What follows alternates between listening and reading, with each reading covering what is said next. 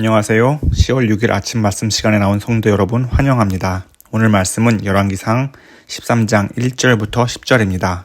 그중 4절부터 6절까지만 봉독하겠습니다. 여로보암 왕이 하나님의 사람 베델에 있는 제단을 향하여 외쳐 말함을 들을 때에 제단에서 손을 펴며 그를 잡으라 하더라.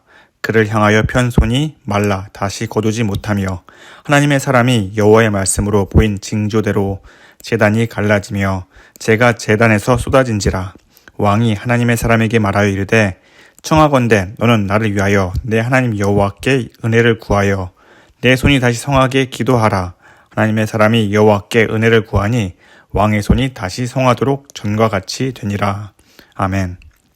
모든 물체는 정해진 탄성의 한계가 존재하며 그 한계를 넘는 힘이 가해질 경우 그 물체가 지닌 탄성의 힘이 사라진다는 법칙입니다. 쉽게 말해서 고무줄에 어느 정도 힘을 가한 후 그 힘을 제거하면 고무줄은 원래 모습으로 돌아오지만 고무줄이 가진 탄성의 한계보다 더 큰 힘을 가하면 고무줄은 끊어져서 더 이상 원래의 모습으로 돌아오지 못하게 됩니다. 이러한 탄성의 한계는 모든 물체뿐만 아니라 하나님과 사람의 관계에서도 찾아볼 수 있습니다. 하나님의 백성들은 이 땅에 살아가면서 알게 모르게 또는 의도적으로 죄를 지으며 살아갑니다. 하지만 자신의 행위가 하나님 앞에 죄임을 깨닫고 진실로 회개한다면 하나님은 그 회개를 받아주시고 하나님의 백성은 다시금 하나님의 품으로 돌아오게 됩니다. 하지만 탄성의 한계를 넘어선 죄가 있습니다. 그 죄는 우상을 만들고 섬기는 죄입니다. 우상을 만든다는 것은 세상의 신은 하나님 한 분만 존재하는 것이 아니라 다른 신이 있음을 인정하는 것입니다. 또 우상을 섬기는 의미는 하나님의 품을 떠나 그의 백성임을 포기하고 우상의 종으로 살아가는 것을 뜻합니다. 사람이 지을 수 있는 죄 중에서 가장 크고 무거운 죄는 하나님을 떠나 우상을 만들고 섬기는 죄이며 그에 따라 하나님의 백성임을 포기하는 것입니다. 그렇기 때문에 하나님은 십계명을 통해 첫째, 둘째로 우상을 만들지도 섬기지도 말라고 하셨습니다. 오늘 본문에는 죄의 탄성 한계를 넘어선 여로보암과 이것을 막으려 하는 하나님의 노력과 사랑을 볼 수 있습니다. 여로보암은 세겜과 분의엘을 중심으로 새로운 나라를 세우고 가장 먼저 한 것이 두 금송아지를 세우고 이것들이 애굽에서 인도해낸 신이라고 선포하면서 8째 달 15째 날에 베델에 쌓은 제단에서 분향을 했습니다. 이들의 행위는 하나님이 택한 백성의 지위를 스스로 포기했습니다. 더 이상 하나님 품 안에서 사는 것이 아니라 금송아지의 안위 속에서 살아가는 것이 더 좋다고 옳게 여기며 그것을 택했습니다.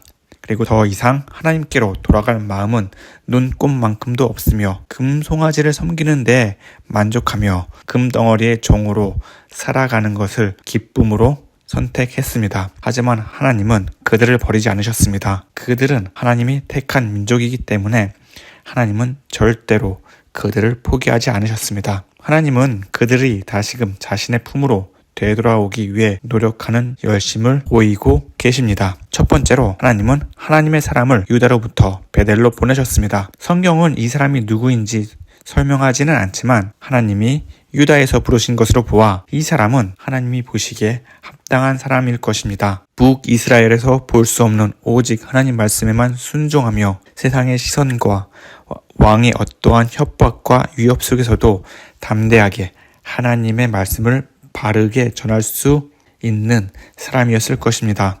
두 번째로 하나님의 경고는 사람에 있지 않고 제단에 있음을 알 수 있습니다.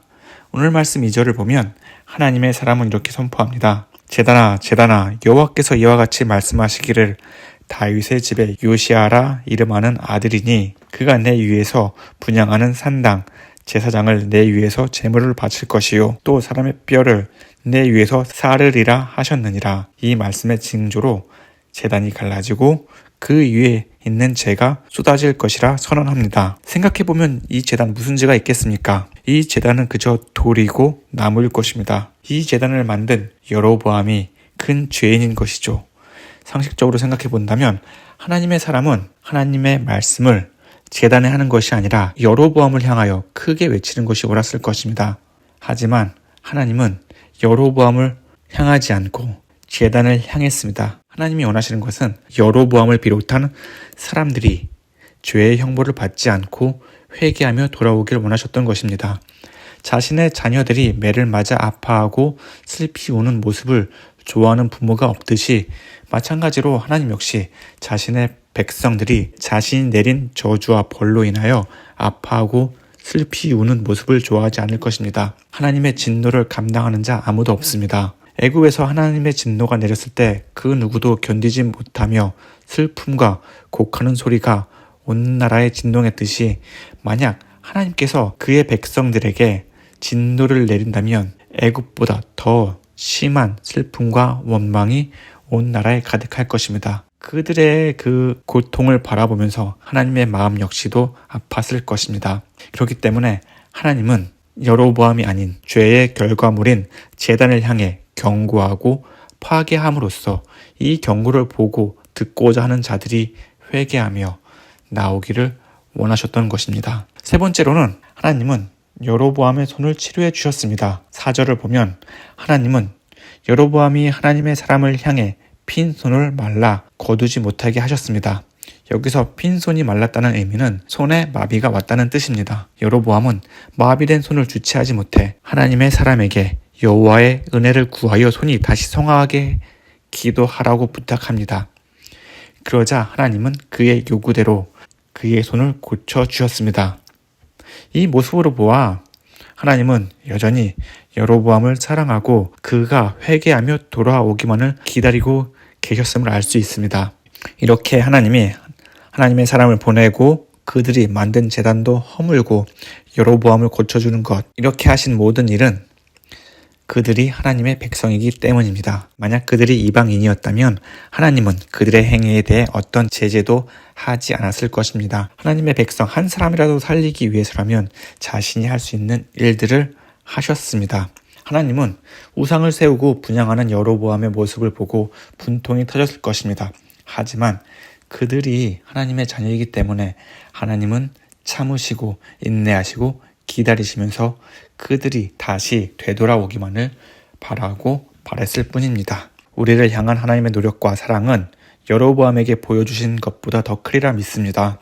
하나님은 우리의 죄를 말씀해 주시고 죄를 해결해 주시기 위해서 세상에 있는 어느 한 사람을 사용한 것이 아니라 독생자 예수님을 이 땅에 보내셨습니다. 게다가 우리를 심판의 자리, 영원한 죽음에 이르지 않기 위해서 자신의 아들을 죽음의 자리로 이끄셨습니다. 이렇게 하나님의 사랑과 노력이 있었기 때문에 오늘날 우리가 하나님의 백성으로 편안하게 주의 품에서 하루하루 살아가고 있습니다. 우리가 해야 할 일이 있습니다. 하나님이 하나님의 사람을 베들에 보냈듯이 우리 역시 보냄을 받을 하나님의 사람이 되어야 합니다. 영적인 눈으로 봤을 때 우리가 살아가는 이 세상은 베델처럼 우상이 가득합니다. 하나님은 세상 속에서 우상에 빠져 살아가는 하나님의 자들에게 하나님의 말씀을 전달할 하나님의 백성을 찾고 계십니다. 이 시대에 우리를 부르시고 우리를 자녀로 삼아주시고 우리와 함께 늘 동행하시는 그 하나님의 계획이 있을 줄 압니다. 그렇기 때문에 그 뜻이 무엇인지 우리는 하나님의 뜻을 살펴보고 우리의 삶을 돌이켜봐야 할 것입니다. 우리가 속한 곳, 가정이나 사업체나 회사나 어느 곳에 서든지 하나님의 말씀을 갈망하는 자, 하나님의 말씀에 따라 행동하려고 하는 자들이 있다면 그들에게 하나님의 말씀도 전하고 우리의 행실로서 하나님이 살아계심이 있다는 것을 그들에게 보여주어야 할 것입니다. 그러기 위해서는 우리는 온전히 하나님의 말씀을 듣고 그 말씀에 따라 살아야 할 것입니다.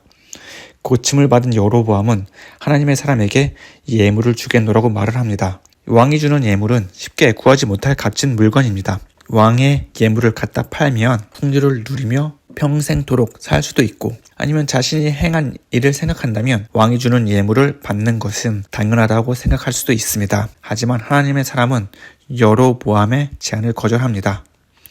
떡도 먹지 말고 물도 마시지 말고 왔던 길로 되돌아가지 말라고 하신 여호와의 말씀대로 완벽하게 이 하나님의 사람은 행동합니다. 온전히 하나님의 말씀에 따라가는 사람이었기 때문에 이 하나님의 사람은 하나님의 말씀을 온전히 전할 수 있었고 자신의 생각과 자신의 판단과 자신의 부당한 이익을 다 내려놓고 하나님 말씀에만 따랐기 때문에 하나님은 그를 사용하셨을 것입니다. 만일 우리가 우리의 생각과 개념으로 하나님 말씀을 듣고 판단하고 해석을 한다면 이것은 하나님을 위한 삶이 아닌 나의 욕심과 욕망을 채우기 위해 하나님의 말씀을 사용할 뿐입니다.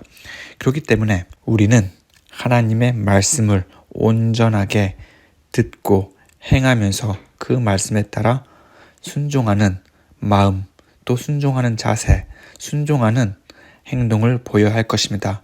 그렇게 살아갈 때 오늘 우리 삶 가운데 하나님의 사람처럼 하나님의 영광을 보고 하나님의 놀라운 체험을 하리라 믿습니다. 오늘 하루 살아가실 때 성도 여러분, 오직 하나님만을 바라보면서 하나님께 우리의 삶을 다 드리고 그 말씀대로 살아가는 성도 여러분들 되시기를 간절히 축원합니다. 기도하겠습니다. 하나님, 오늘도 새로운 날을 주시고 주님의 은혜와 사랑으로 오늘 하루를 시작하게 해주심을 감사합니다.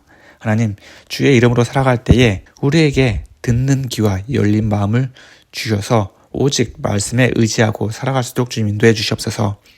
세상이 베델처럼 우상으로 가득 차 있습니다. 사람들은 교회를 떠나고 그 우상을 따라 사는 것이 세상의 기쁨이고 낙이며 그것이 삶의 목표이며 살아가는 사람들이 많이 있습니다. 하나님, 우리가 그들에게 복음을 전할 수 있는 힘과 능력을 주시옵소서. 하나님께서 유다로부터 하나님의 사람을 보낸 것처럼 하나님 우리를 보내주시옵소서. 우리에게 힘과 능력을 주셔서 그들에게 하나님의 말씀을 선포하는 그런 하나님의 자녀가 되게 하여 주시옵소서. 하나님, 우리 교회를 위해서 기도합니다. 많은 사람들이 우리 교회를 통해서 하나님의 말씀을 듣고 샘을 얻는 장소가 되게 하여 주시옵소서. 하나님, 오늘 하루 주님께 맡깁니다.